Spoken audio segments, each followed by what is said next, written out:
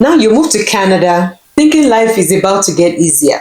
Yet, maybe you have been warned about the pressures in this part of town, but you discountenance it, thinking we will survive. You eventually move to Canada to prove your survival wrong, and survivor mode hits you in the face. Because, yes, indeed, you're trying to survive. Hi, you're welcome to flookiesden. My name is Afolake. Here we talk about real immigrant experiences, the wins, the worries, the truth about what immigrants go through, and also some updates, Canadian updates that we get to hear. Even though we always have positive and negative news about Canada updates. But yeah, we share that on this channel. But today we're talking about something relatable and real. That invisible pressure to make it. To make it here in Canada after moving from your home country. Whether you have moved abroad to have a better life because of your kids or just to have a fresh start, there is always pressure creeping in, one way or another. You feel it when you speak to your folks back home. You feel it when you're applying for jobs and you get those rejection emails. You feel it when you are in winter, when the weather is not favorable. You feel it when you have to pay your bills. You feel it when you have to pay your school fees. You feel it at different times in the cycle of the seasons here in Canada. Those are pressures that come to you. Whether you admit it or not, these pressures come. But how you deal with it depends on you. First, let's talk about the unspoken weight of the expectation that, I don't know who put that expectation on you or on us as Canadians or immigrants. Who did the expectation to be exactly how you left life back in your home country? Because sometimes your folks back home, even though excited, you announce to them you got that PPR, your visa has been approved, or you got your admission, you got something, and you're moving to Canada for school, for better life, or as a PR. The excitement fills the air. They jubilate even more than you. You know, they're so excited for you. Why are they excited? Have you for once asked yourself, why are they excited? What's the excitement? Some of them are even more excited than you are. Because you probably will get to Canada and the reflection mode comes in and you begin to wonder, is this what Canada is all about? But they don't know. You soon get to a position whereby you scarcely find the kind of jobs that you're looking for. And you find yourself in care homes, in the grocery store, working in the commissioner, working in maybe the fast food stores or other kind of stores that you feel you're better off than being here. And you can't even tell them back home, this is what I do. Yet, they have this unspoken expectation that you've been there 1 month. They're counting the months for you, 2 months, 3 months, 4 months, and they've not seen anything sent back home. But in reality, you move to Canada and you automatically get into that survival mode because nothing seems to be realistically working. The jobs that you are searching for are not forthcoming. You're paying your rent, you're paying your bills, you're paying all the payables. Every month, funds are getting out of your account. Possibly the funds you came in from, hard currency from your home country. Everything going down every month. And yet you're not increasing this income because you don't have a job or you don't even have additional income, or even the ones that you have are really not meeting up or they are barely paying those bills and you have nothing extra. Yet there's this unspoken expectation back at home. Of course, in a few months you start getting messages from back home. How is Canada? When you start hearing that question, how is Canada? How is the weather? When are you sending something to us? And then there's floods of problems being sent to you.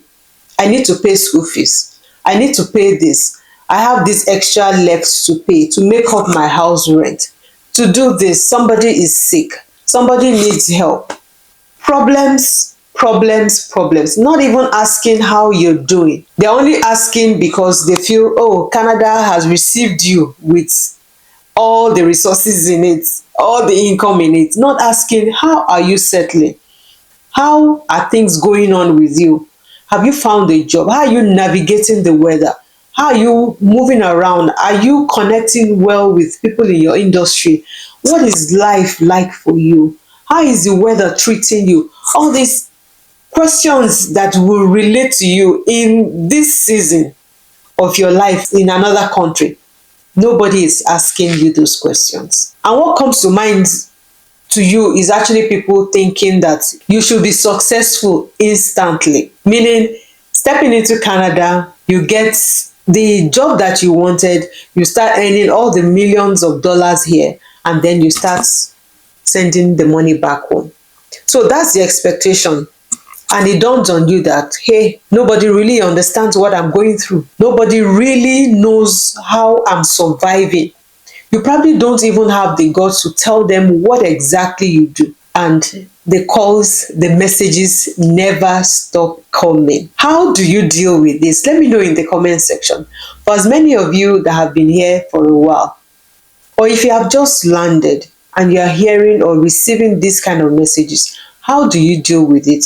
These are unspoken expectations from back home. How do you deal with these things? I shared in earlier video how arriving, of course, and pre-COVID, and we barely found jobs. Things were winding down because we're all getting set to the lockdown. And at that instance, it was like, what are we going to do? Of course, we're all spending what we brought like anybody else and depleting our funds, yet there was no job.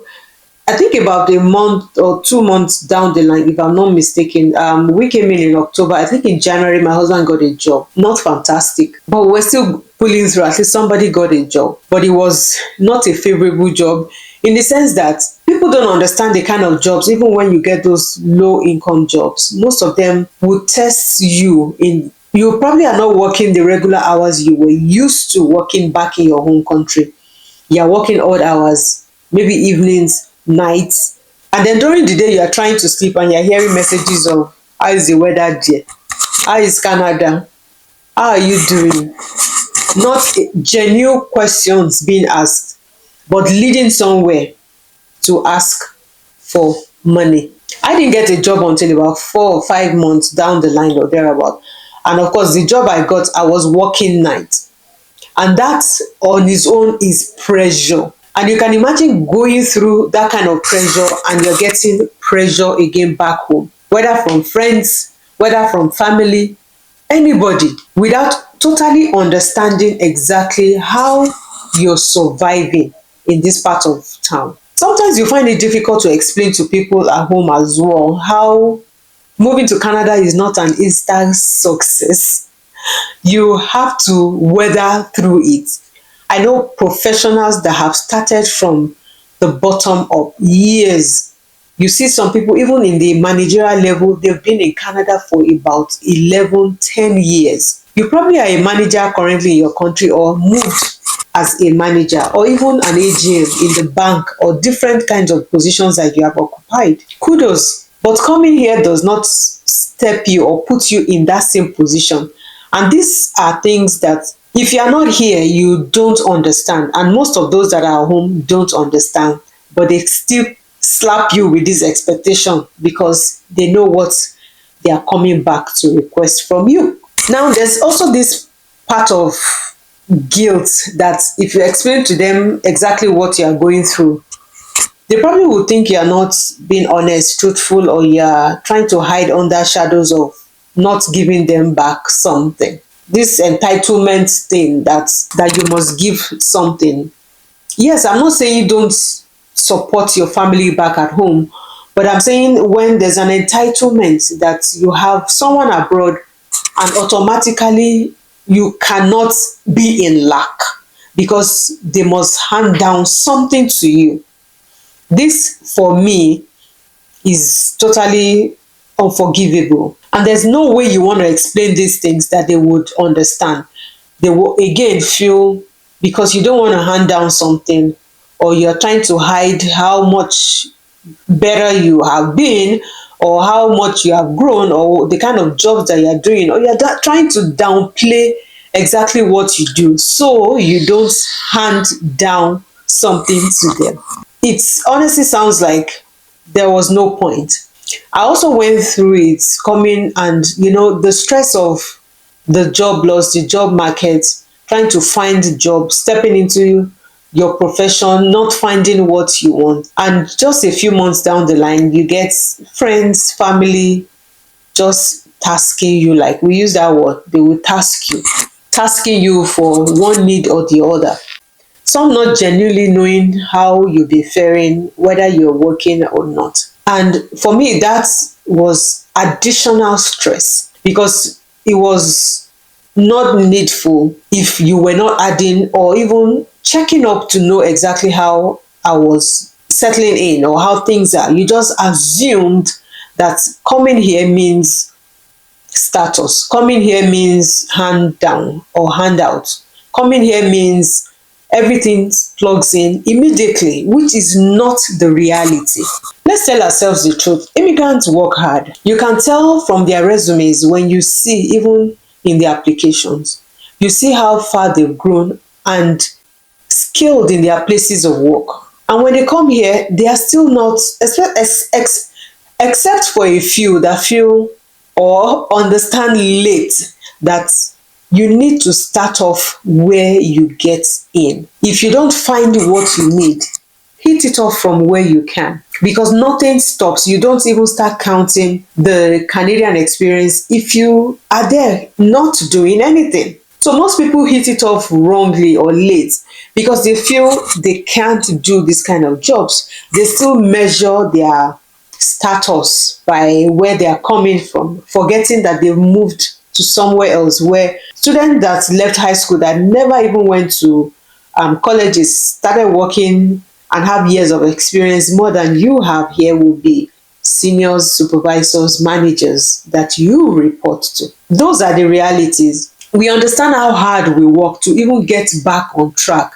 Then you will pity us rather than demand or feel entitled to what we actually suffer or stress out to achieve here in Canada.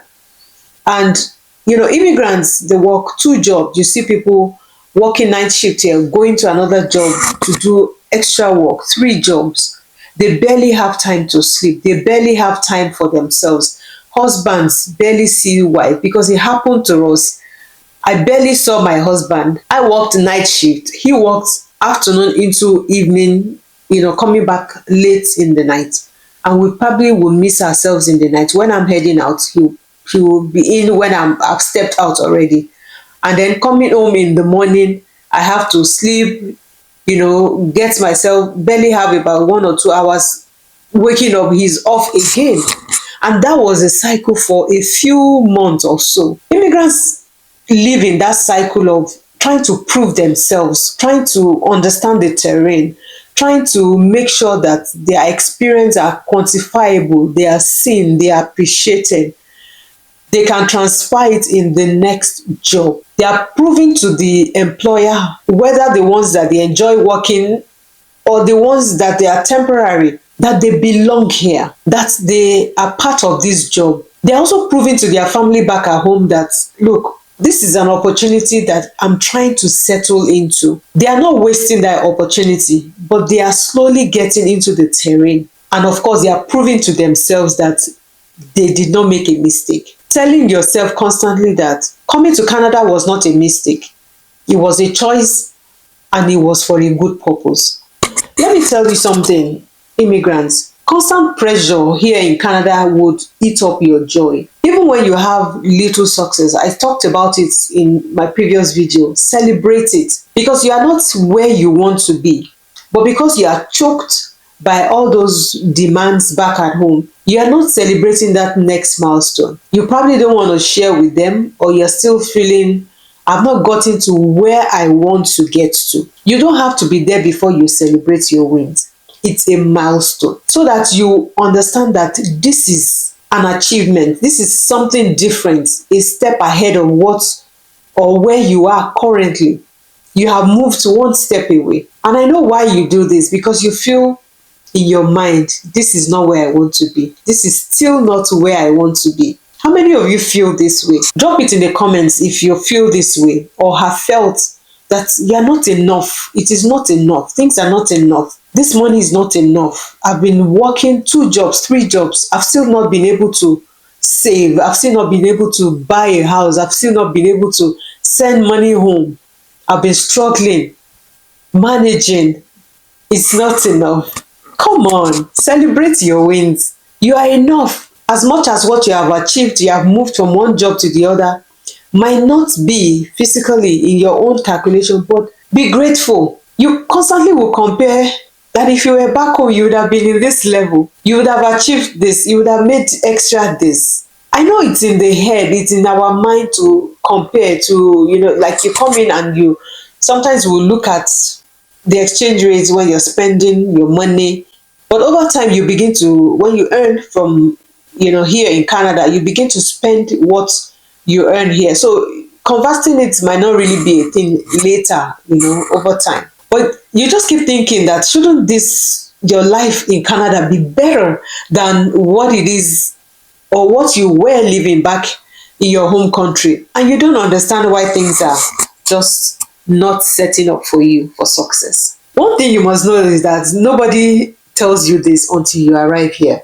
Even if they did, you probably won't believe. And the same way you've been trying to explain and let your folks back home know that things are not exactly the way it seems they are, and they don't understand, they wouldn't. I know for one that a few of my friends at the time that will constantly ask for handouts, handouts, or handouts, whatever they call it. They will constantly ask for money, and I probably did a few times what I could afford, and it looks now like an expectation, something they expect more frequently. Their friend is abroad, she should be able to pay their bills. And I keep explaining to them that, look, this is not the reality of the situation here. Even though I probably don't owe them to explain, but yeah, they were my friends.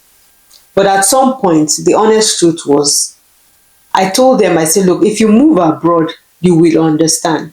There's nothing I tell you that will make sense because you're not here.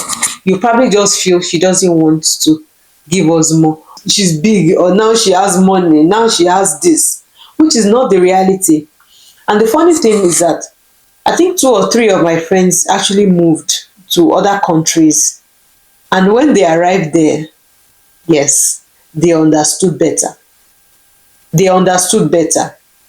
There are even some that have stopped speaking with me because of this, which I care less, honestly. Because if you don't get it, how else can I explain to you? Because if all you need is a handout and I can't afford to give to you, and you feel that is the end of friendship, so let it be. It was never meant to be anyway. Because if that's the only thing you associate your friendships with, then I am sorry. And one funny thing again is, despite this expectation back at home, you see your friends and family, the ones that will come and call you and say they need money to buy, to pay their bills. They have X amounts left to make up school fees for their kids. They've not been able to pay their rent. They've not been able to do this. Somebody is sick. And you see them going to parties, buying ashwebi. You see them going to weddings, having glamorous weddings. You see the parties they attend. You see how much they spend. That you, even here in Canada, dare not engage in those kind of expenses. And they, in their head, will calculate the exchange rate when they're asking you for money, knowing that, okay, this should be able to do this. Or you, why did you give me this dollars? You, this one cannot be enough for this. Forgetting that you're working night shifts to be able to even earn the money. There's no appreciation. There's no appreciation from people. So you wonder, why am I doing this? Why am I even slaving to give anybody anything? Then I will tell you to focus on yourself, because they will never be appreciative of whatever you give, but will constantly be asking for more. Anyone, I say, that will not be consciously seeking after your welfare, I know they probably won't totally understand, but as much as you can, if you are in constant communication and you're truthful about what you also share with them, they should understand what you're going through, and they should be checking up on you, encouraging you, praying with you, praying for you, and making sure that things work out well. And as you celebrate milestone, honestly, you won't forget people like that. In fact, the emotional cost of immigration is what money cannot buy. Money cannot pay for it. It cannot be quantified because you lose so many things. If you're in Nigeria, you have a lot of support system. Even let's look at you moving abroad, not as a young person. Are you going to start making friends here abroad? It's hard. Everybody is made. Everybody is unbendable. Everybody is already, the way they are. And, friendships that you've cultivated right from maybe school days or maybe your work experience back in your home country are still good enough for you. But moving to Canada and trying to form a bond with somebody that you probably don't know, you just met because they are here, it is hard. It is hard making friends with somebody that is new, that you just meet here as an adult. It is hard. So you lose a lot of things like your support system, you lose your identity, you lose a part of your confidence while trying to rebuild your life again. That's the truth.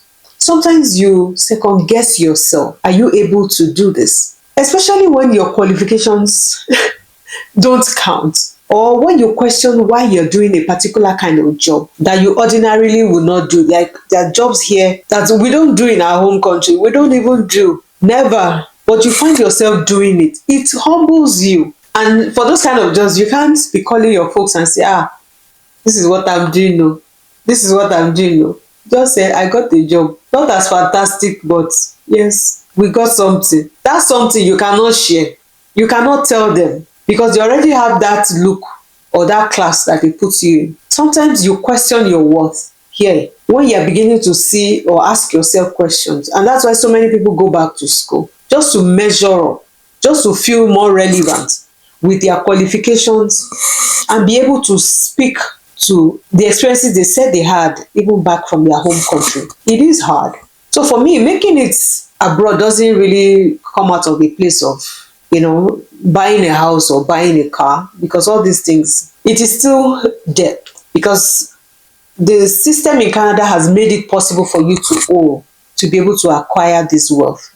That for me is not made it. They are owing. For me, making it is about stability, peace, and having growth, consistent growth, whether in your career, in your endeavors, whatever you want to achieve, everything that you have set to do, you have consistent growth. You are measuring milestones. You are making one step forward, even if it is slow. That is making it.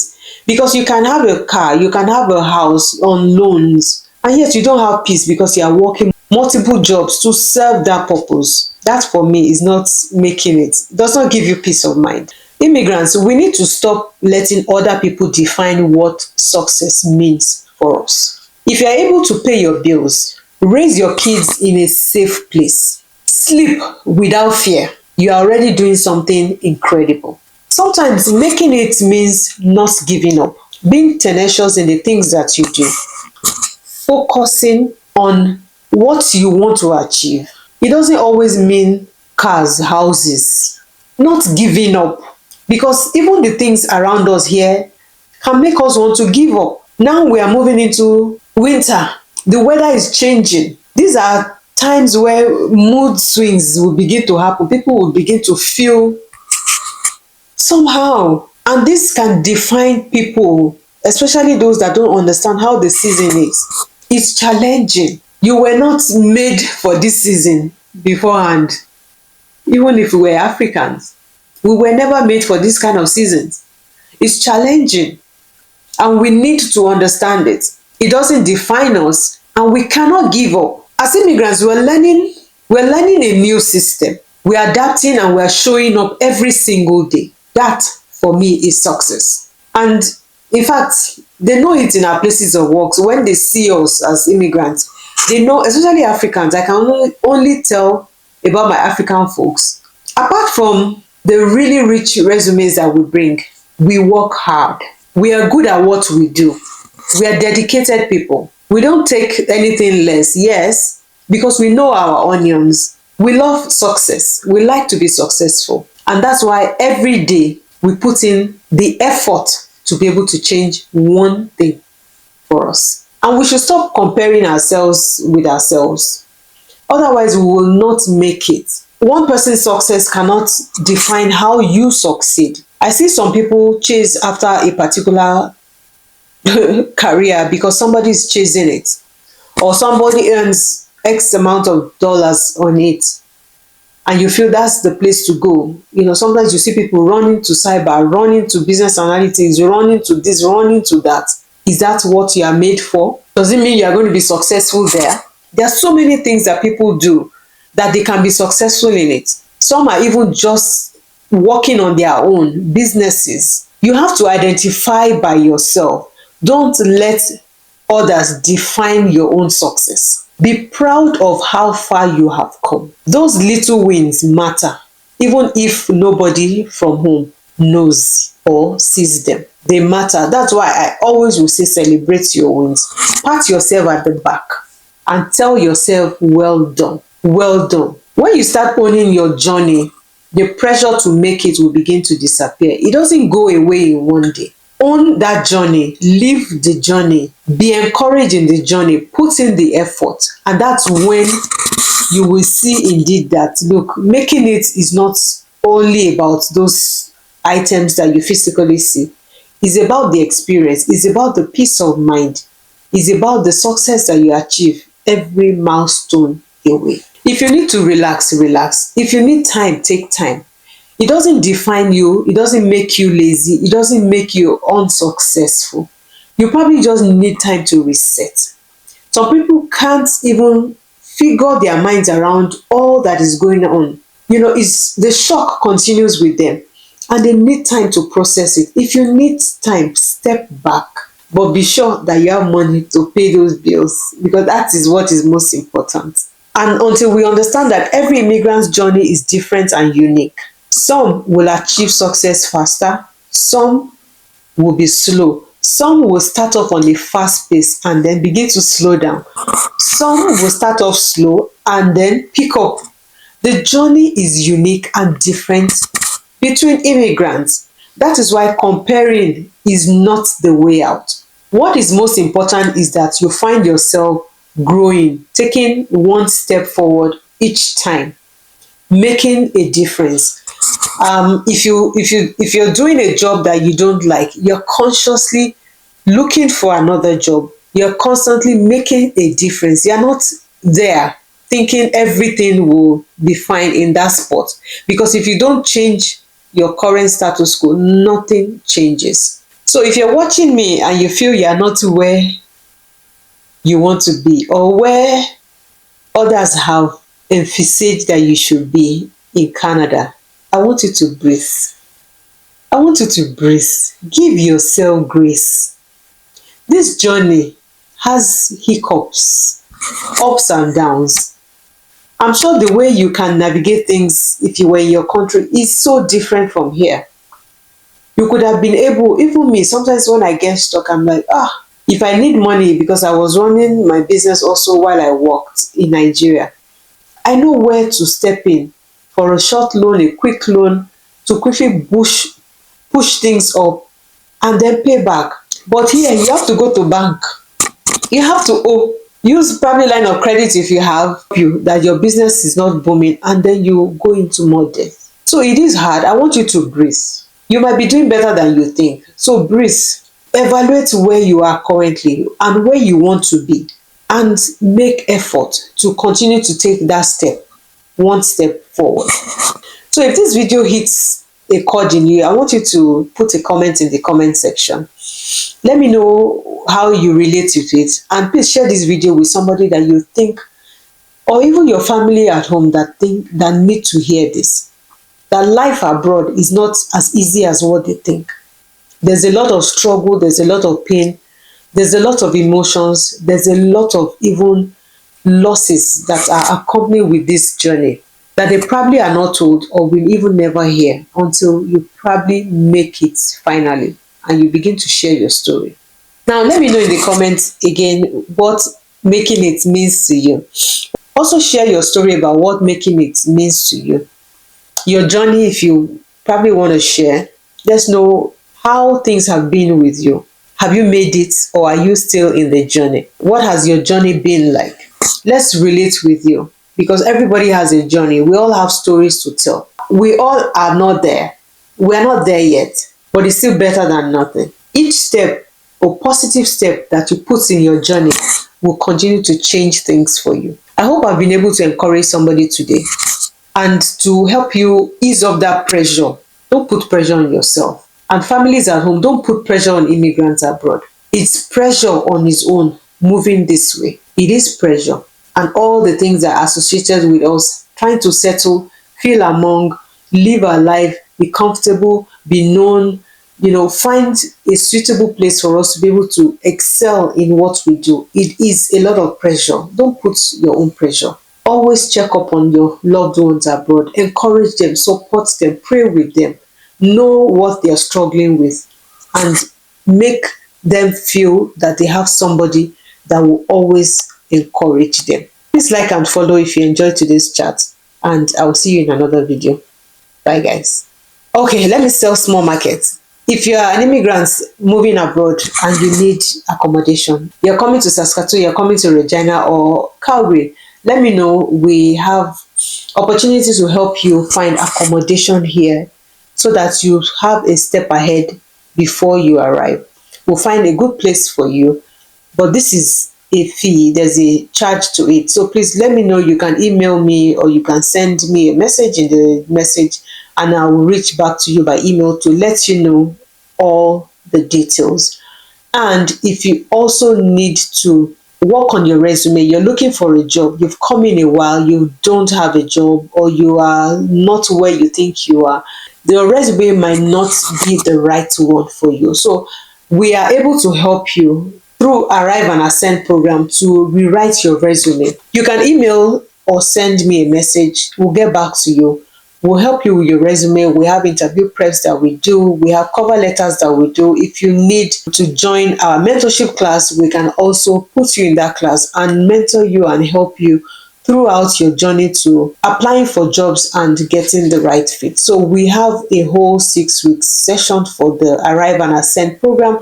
But if you just want a one-off resume rewrite or cover letter rewrite or interview preps, we have you covered as well. So reach out and let us help you make that difference in your journey. Thank you everyone for watching, and I'll see you in another video.